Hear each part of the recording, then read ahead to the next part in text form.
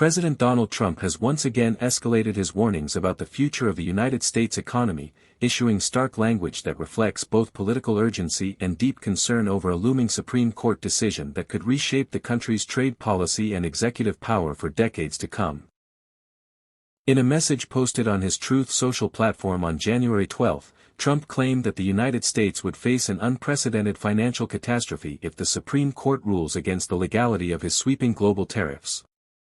His language was unusually blunt, even by his own standards, as he declared that the nation would be screwed if the justices determined that his use of emergency powers to impose tariffs was unlawful.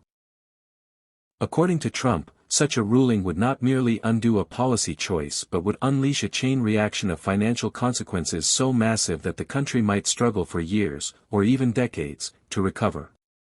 At the center of this controversy is Trump's reliance on the International Emergency Economic Powers Act of 1977, a law that grants the president broad authority to regulate commerce after declaring a national emergency. Trump used this statute to justify tariffs on imports from across the globe, arguing that the persistent U.S. trade deficit constituted a national security threat. By framing trade imbalances as an emergency, Trump was able to bypass Congress and unilaterally impose tariffs on a scale rarely seen in modern American history. These tariffs became one of the defining pillars of his domestic economic agenda and a primary weapon in his negotiations with foreign governments, particularly major trading partners. Trump's warning is rooted in the idea that if the Supreme Court invalidates these tariffs, the federal government could be forced to refund enormous sums of money collected over several years. In 2025 alone, the government reportedly collected approximately $200 billion more in tariff revenue as a direct result of these policies. Tariffs, while often described politically as penalties on foreign countries, are in practice paid by importing companies, many of which pass those costs along to consumers. Trump, however, has consistently portrayed tariff revenue as a financial gain for the United States and as leverage that compels other nations to change their trade behavior. In his January 12 post, Trump went far beyond the $200 billion figure. He argued that the real financial exposure extends into the trillions of dollars once private investments are taken into account. According to Trump, companies and even foreign governments have invested massive sums into building factories, supply chains, and industrial infrastructure within the United States specifically to avoid paying higher tariffs. If the tariffs are struck down, Trump claims, questions would arise about whether those investments were made under false premises and whether financial compensation or adjustments would be demanded. He described this hypothetical scenario as a complete mess, emphasizing that it would be nearly impossible to determine who should be paid, how much should be paid, and over what period of time. From Trump's perspective, the Supreme Court case is not merely a legal dispute over statutory interpretation but a referendum on America's economic sovereignty and the scope of presidential authority. He has framed the tariffs as a national security bonanza, suggesting that they protect American industry, strengthen domestic manufacturing, and reduce reliance on foreign supply chains. A ruling against him, in his view, would undermine not only his own agenda but the ability of future presidents to respond swiftly to economic threats without congressional gridlock. However, Trump's dire predictions are sharply contested by legal experts, economists, and even members of the Supreme Court itself. During oral arguments in November, a majority of the justices expressed skepticism about Trump's expansive interpretation of emergency powers. Several justices questioned whether a long-standing trade deficit, which has existed for decades, could reasonably be described as a sudden national emergency under the law. Others raised concerns about the precedent such a ruling would set, effectively allowing presidents to reshape trade policy at will by declaring emergencies based on broad economic conditions.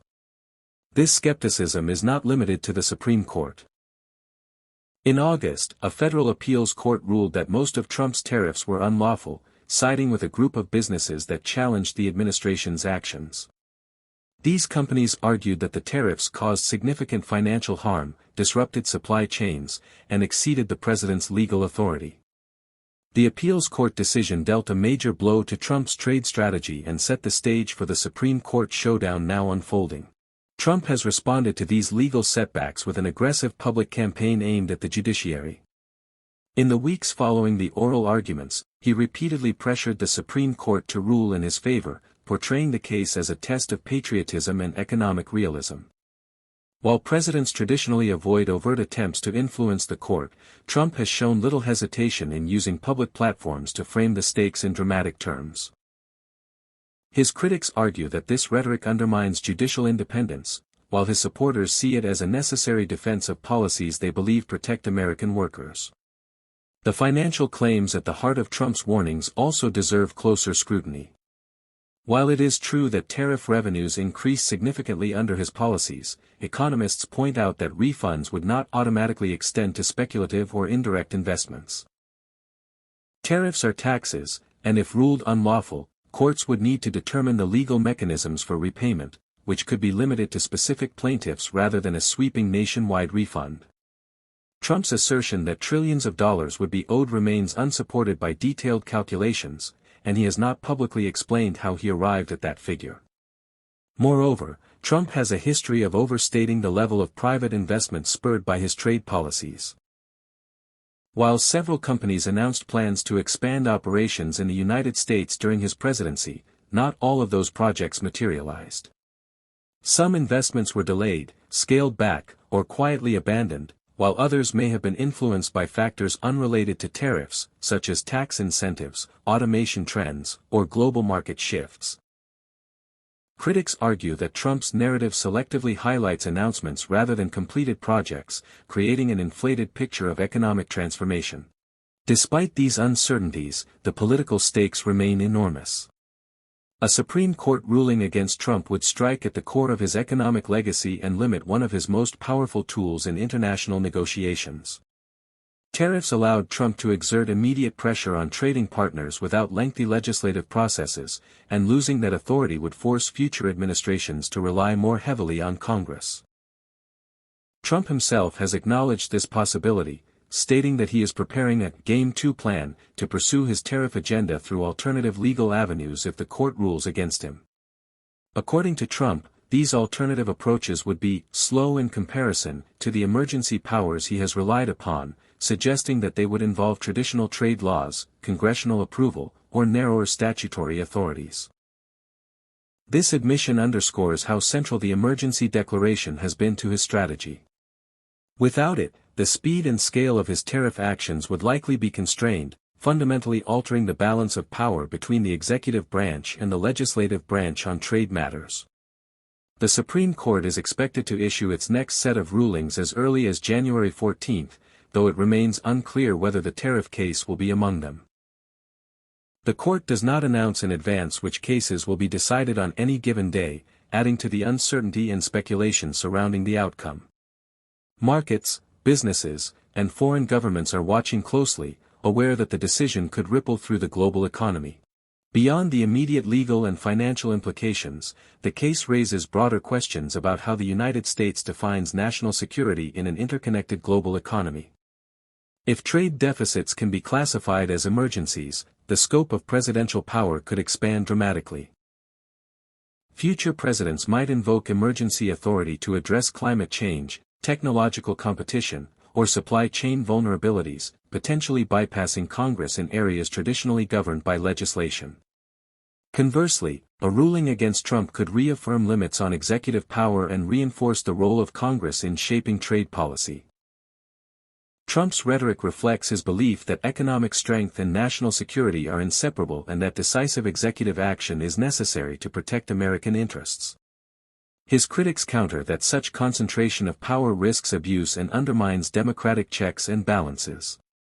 The Supreme Court's decision will not resolve this debate entirely, but it will set important legal boundaries that shape how future presidents navigate economic crises. As the nation awaits the court's ruling, Trump continues to frame the issue in apocalyptic terms, warning of financial ruin and administrative chaos. Whether these warnings are seen as genuine concern, political strategy, or rhetorical exaggeration depends largely on one's perspective. What is clear is that the outcome of this case will reverberate far beyond the immediate question of tariffs, influencing the relationship between law, economics, and executive authority in the United States for years to come. The uncertainty surrounding the Supreme Court's decision has also created a climate of anxiety among businesses that operate across borders, many of which have spent years adjusting their supply chains in response to Trump's tariff regime. For these companies, the question is not only whether tariffs will remain in place but whether the legal foundation underlying them will be deemed invalid retroactively. If the court rules that the tariffs were imposed unlawfully, it could open the door to a wave of lawsuits from importers seeking refunds. While legal experts note that such claims would face significant procedural hurdles, the mere possibility has injected another layer of instability into an already volatile global trade environment. Trump's framing of the issue emphasizes scale and permanence. He argues that the tariffs triggered a structural shift in how companies view the United States, encouraging them to invest domestically rather than rely on overseas manufacturing. In his telling, factories were built, machinery was installed, and workers were hired because the tariffs made foreign production less attractive. From this perspective, invalidating the tariffs would not simply roll back a tax policy but would retroactively undermine the economic logic that drove these investments. Trump suggests that the resulting confusion over sunk costs and competitive advantages would be nearly impossible to untangle, creating years of legal and financial disputes. Yet economists point out that investment decisions are rarely driven by a single factor. Labor costs, access to skilled workers, proximity to consumers, technological advancements, and tax policy all play significant roles. While tariffs can influence corporate behavior, attributing trillions of dollars in investments solely to tariff pressure oversimplifies a complex decision-making process. Moreover, many companies hedge against policy uncertainty by diversifying production rather than fully committing to one country, reducing the likelihood of catastrophic losses tied to a single legal ruling. The Supreme Court justices' skepticism during oral arguments reflected these concerns about overreach and causality. Several justices questioned whether the International Emergency Economic Powers Act was ever intended to serve as a blanket authorization for long-term trade policy. The law was designed to give presidents flexibility during sudden crises, such as foreign threats or economic shocks, not to address chronic trade imbalances that span decades. By using the statute in this way, Trump effectively tested the outer limits of executive authority, forcing the judiciary to confront questions that previous administrations avoided. Trump supporters argue that the unique challenges of the modern global economy justify a broader interpretation of emergency powers. They contend that traditional legislative processes are too slow to respond to rapid changes in global trade and that presidents must have the ability to act decisively to protect national interests. From this viewpoint, the trade deficit represents a long-term erosion of economic security that warrants extraordinary measures. A ruling against Trump, they argue, would leave the United States vulnerable to unfair trade practices and bureaucratic paralysis. Opponents counter that granting such expansive authority to the executive branch undermines the constitutional balance of power. Trade policy has historically been a shared responsibility between Congress and the President, with Congress retaining the authority to regulate commerce with foreign nations. Allowing presidents to bypass Congress by declaring economic conditions emergencies could set a precedent that weakens democratic accountability. This concern resonates with justices who worry about the long-term implications of their decision, beyond the immediate political context. Trump's public messaging has sought to elevate the stakes, portraying the Supreme Court's choice as a binary decision between economic strength and financial collapse. By warning of hundreds of billions or even trillions of dollars in potential liabilities, he aims to frame any ruling against him as reckless and disconnected from economic reality. Critics argue that this rhetoric exaggerates worst-case scenarios to pressure the court and mobilize public opinion.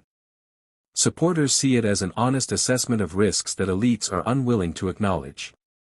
The mention of warrior dividends, a separate initiative involving $1,776 payments funded through housing aid rather than tariff revenue, illustrates how Trump often blends multiple policy narratives to reinforce his economic message. While the dividends themselves are not directly tied to the tariff case, Trump has used them to showcase what he views as tangible benefits of his broader economic approach. By linking tariffs to domestic spending and investment, he reinforces the idea that trade policy is not an abstract legal matter but a source of real-world financial outcomes for American households. As the Supreme Court deliberates, international observers are also paying close attention. Trading partners who were targeted by Trump's tariffs have a vested interest in the outcome, as a ruling against the tariffs could reshape future negotiations and potentially reduce trade tensions. At the same time, some foreign governments worry that a decision limiting U.S. executive power could complicate bilateral agreements, making American trade policy more dependent on congressional approval and therefore less predictable. Financial markets have responded cautiously, reflecting uncertainty rather than panic. Investors understand that even a ruling against the tariffs would not instantly dismantle existing trade structures. Legal processes take time, and any refunds or policy changes would likely unfold gradually. Nevertheless, the case introduces another variable into an already complex economic landscape shaped by inflation concerns, geopolitical conflicts, and shifting supply chains. Trump's reference to a Game 2 plan suggests that he anticipates an adverse ruling and is preparing to adapt. While he has not disclosed details, such a plan could involve invoking other trade statutes, seeking congressional authorization, or negotiating bilateral agreements that achieve similar outcomes through different means. His acknowledgement that these alternatives would be slower underscores how central speed and unilateral control have been to his approach. The emergency powers allowed him to act swiftly and signal resolve, qualities he values highly in both domestic governance and international negotiations. The broader debate sparked by this case touches on fundamental questions about how democracies manage economic power in a globalized world. Rapid technological change and interconnected markets challenge traditional governance structures, creating pressure for more agile decision-making. At the same time, democratic systems rely on checks and balances to prevent concentration of power. The Supreme Court's decision will influence how these competing priorities are balanced in the United States. Trump's warnings also reflect his broader political style, which emphasizes dramatic language and high-stakes framing. By casting the issue as an existential threat, he mobilizes supporters and reinforces his image as a defender of national interests against institutional constraints. Whether this strategy influences the court is uncertain, but it undeniably shapes public discourse around the case. As January 14 approaches, speculation continues about when and how the Supreme Court will rule. The justices' silence adds to the tension, leaving both sides to prepare for multiple outcomes. For Trump, a favorable ruling would validate his aggressive use of executive power and cement tariffs as a legitimate tool of national security policy.